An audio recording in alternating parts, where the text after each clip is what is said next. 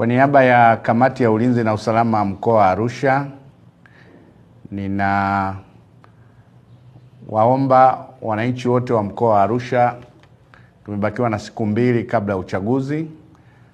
Maandalizi yote yamekwisha kufanyika kwa mujibu wa Tume Huru ya Uchaguzi, lakini pia kampeni za vyama vya siasa vimeendelea vizuri wakati huu, na tukielekea katika siku ya kupiga kura, nitumie nafasi hii kama mwenyekiti wa Kamati ya Ulinzi na Usalama ya mkoa wa Arusha kuhakikishia wananchi wote wa mkoa wa Arusha usalama wao siku ya kupiga kura na baada ya kupiga kura.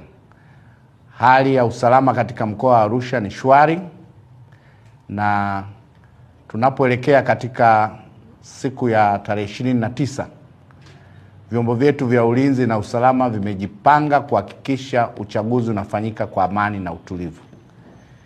Tumekutana na kamati zote za ulinzi na usalama katika mkoa wa Arusha. Nimejiridhisha kwamba kampeni zimeenda vizuri kwa amani na utulivu katika majimbo yote.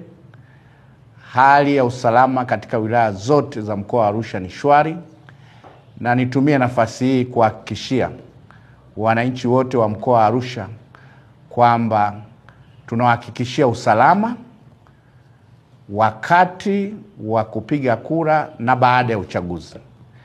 Kwa hiyo wajitokeze wakatimize haki yao ya kupiga kura, haki ya kikatiba. Tunawahakikishia katika kujitokeza kwao hakuna mtu au kikundi ambacho kitakuwa na nafasi ya kuwazuia watu kwenda kupiga kura. Kupiga kura ni haki yako ya kikatiba. Ni haki ya kuwachagua viongozi, na kwa mujibu wa uchaguzi mkuu kuchagua madiwani, kuchagua bunge na kuchagua rais. Kwa hiyo niwahamasishe wale wote waliojiandikisha wakatumie haki hiyo ya kwenda kupiga kura. Niwahakikishie usalama wao wakati huu na wakati wa uchaguzi na baada ya uchaguzi. Niwatakie kila laheri wananchi wote wa mkoa wa Arusha kuwa na uchaguzi mzuri, uchaguzi wa kwenda kuchagua viongozi wanaowataka.